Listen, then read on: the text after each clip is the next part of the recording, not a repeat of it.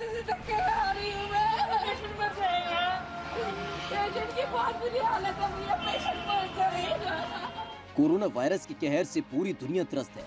भारत में corona virus की वजह से ऑक्सीजन को लेकर हाहाकार मचा हुआ है और हर दिन अब रिकॉर्ड मौतें हो रही हैं। इस बीच चीन, रूस, फ्रांस, इजराइल और पाकिस्तान से तगड़ी प्रतिक्रियाएं सामने आ रही हैं। चीन एक ही सप्ताह में भारत को 2 बार सहायता ऑफर कर चुका है। तो उस बीच भारत में कोरोना के संकट के मद्देनजर पाकिस्तान के प्रधानमंत्री इमरान खान की प्रतिक्रिया आई है। इमरान खान ने खतरनाक कोरोना वायरस के खिलाफ जंग लड़ रहे भारत के लोगों के साथ अपनी एकजुटता प्रकट की। हालांकि पाकिस्तान में भी कोरोना वायरस तबाही मचा रहा है। इमरान खान ने ट्वीट कर कहा, मैं भारत के लोगों के साथ अपनी एकजुटता व्यक्त करना चाहता हूं, क्योंकि वे कोरोना की खतरनाक लहर से लड़ रहे हैं। हम हमारे पड़ोस और दुनिया में महामारी से पीड़ित सभी लोगों के शीघ्र ठीक होने की कामना करते हैं। उन्होंने कहा कि हमें मानवता के साथ मिलकर इस वैश्विक चुनौती से लड़ना चाहिए। पाकिस्तान भी कोरोना वायरस की तबाही से अछूता नहीं है। पाकिस्तान में पिछले 24 घंटों में 157 लोगों की कोरोना वायरस संक्रमण से मौत हो चुकी है, जबकि संक्रमण के 5,908 नए मामले दर्ज किए गए।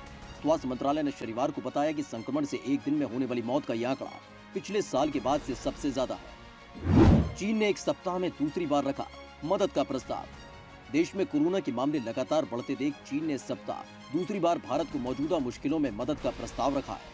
चीनी विदेश मंत्रालय के प्रवक्ता झाओ लाजियान ने कहा कि इस मुश्किल में चीन भारत के साथ खड़ा है।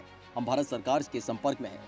भारतीय विदेश मंत्रालय के सूत्रों के मुताबिक भारत सरकार मेडिकल साजो सामान की कमी को सिंगापुर और खाड़ी के देशों के अलावा यूरोप से पूरा करने की योजना पर काम कर रही है, लेकिन चीनी प्रस्ताव को ना नहीं कहा गया है।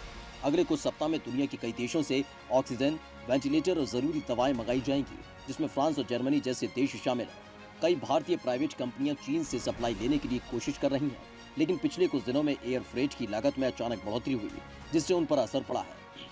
वहीं भारत में जर्मन दूतावास ने कहा कि जर्मन कंपनी लिंडे और टाटा मिलकर 24 oxygen transport tank Bharat airlift करेंगे, ताकि जरूरत की जगहों पर ऑक्सीजन ट्रांसपोर्ट की जा सके। भारत भी कर चुका है चीन की मदद। पिछले साल जब चीन में कोरोना वायरस का कहर बरपा था, तब भारत उन देशों में शामिल था जिन्होंने बीजिंग की मदद की थी। भारत ने पिछले साल 15 टन की मेडिकल सप्लाई की, जिसमें मास्क, ग्लव्स और इमरजेंसी मेडिकल के सामान थे, उन्हें चीन को दिया था। इनकी कीमत उस समय 2 करोड़ से ज्यादा थी।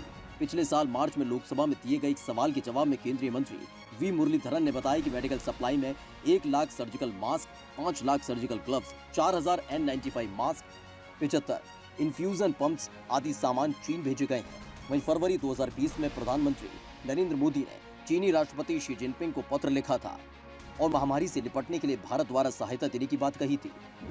भारत की सहायता के लिए सामने आए कई देश। भारत को कई देशों की ओर से लगातार सहायता के ऑफर आ रहे हैं। कई अमेरिकी सांसदों ने भी भारत को लेकर संवेदना जताई है और बाइडेन प्रशासन ने तुरंत भारत को सहायता देने और वैक्सीन के कच्चे माल पर रोक हटाने की मांग की है। हालांकि बाइडेन किसी भी मदद को नकार चुके हैं, लेकिन भारत में कोविड संक्रमित मरीजों के इलाज में ऑक्सीजन की कमी को देखते हुए रूस ने मेडिकल ऑक्सीजन और रेमडेसिविर की आपूर्ति करने की पेशकश की है। बताया जा रहा है कि अगले 15 दिनों में रूस से इसका आयात भी शुरू किया जा सकता है। कई शहरों में एंटीवायरल दवा रेमडेसिविर की शॉर्टेज भी देखी जा रही है।